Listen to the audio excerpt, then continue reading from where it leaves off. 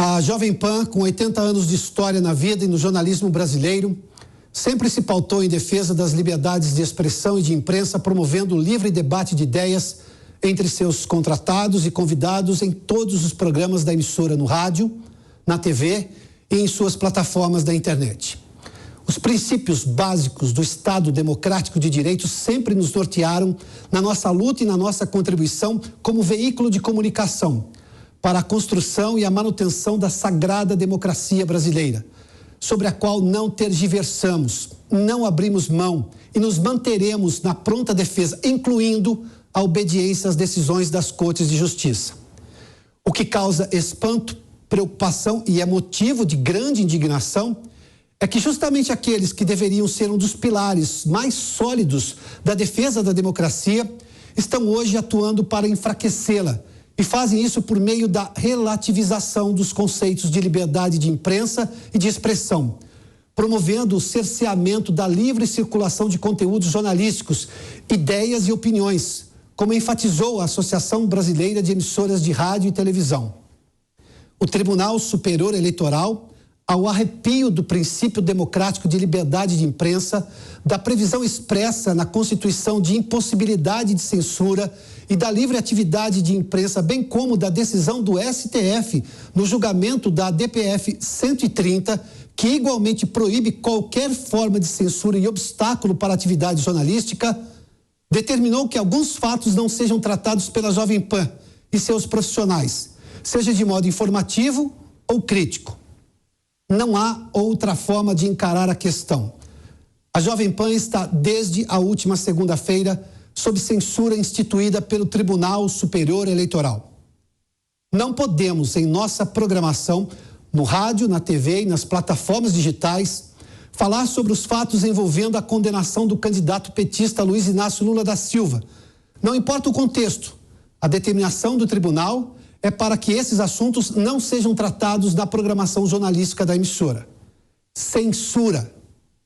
É preciso lembrar que a atuação do TSE afeta não só a Jovem Pan e seus profissionais, mas todos os veículos de imprensa, em qualquer meio, que estão intimidados. Justo agora, no momento em que a imprensa livre é mais necessária do que nunca. Enquanto as ameaças às liberdades de expressão e de imprensa estão se concretizando como forma de tolher as nossas liberdades como cidadãos deste país, reforçamos e enfatizamos nosso compromisso inalienável com o Brasil. Acreditamos no Judiciário e nos demais poderes da República e nos termos da Constituição Federal de 1988, a Constituição Cidadã. Defendemos os princípios democráticos da liberdade de expressão e de imprensa e fazemos o mais veemente repúdio à censura.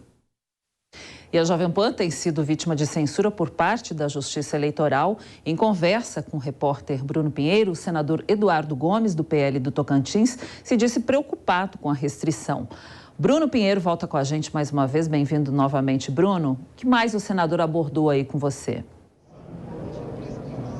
Oi, Cláudia, você é uma ótima semana, ótima quinta-feira que nos acompanha. Esse caso continua repercutindo e muito aqui no Congresso Nacional. Hoje, na parte da manhã, como você muito bem disse, o líder do governo no Congresso, o senador Eduardo Gomes, me recebeu e voltou a falar sobre a censura que a Jovem Pan está sofrendo desde a última segunda-feira, dia 17. Ele me disse que para defender qualquer um outro veículo no futuro sobre a liberdade de expressão, é necessário, nesse momento, ser solidário à rede Jovem Pan News de rádio e televisão. O senador Eduardo Gomes relembrou ainda a importância de se manter a democracia, claro que ali de receber e, de fato, seguir essa determinação da justiça, mas também relembrou a importância ao longo desses 80 anos da rede Jovem Pan News. Vamos acompanhar o que disse então o senador, líder do governo aqui no Congresso, o senador Eduardo Gomes. Mas o importante é que para manter a ordem democrática, a gente precisa ressaltar também aqui o papel da direção da Jovem Pan, uma emissora com 80 anos, que resolveu, a princípio, cumprir, a determinação do TSE. E agora o questionamento não é mais de partido político, de candidato, há um questionamento da sociedade que vai ser julgado mais adiante, né? Mas a gente está muito preocupado com o que a gente viu, com essa restrição e com esse momento que a população brasileira está convivendo, voltando uma palavra já enterrada no regime democrático, que é a questão da censura. Ainda, Cláudia, em conversa com o senador Eduardo Gomes, ele me disse acreditar no efeito reverso em relação até mesmo à campanha de Jair Bolsonaro, já que essa foi uma representação da campanha do candidato Lula, para que não seja relembrado, comentado ou falado atos envolvendo ao candidato Lula em relação à sua condenação, e aí, de fato, uma censura a uma emissora de rádio e televisão. Ele relembrando a censura quando era autorizado, então, no lugar, no espaço, queria exibir a informação, uma dica de refeição, de receita, que seja exibido usando as imagens da TV Justiça, o julgamento do Mensalão. Vamos ver.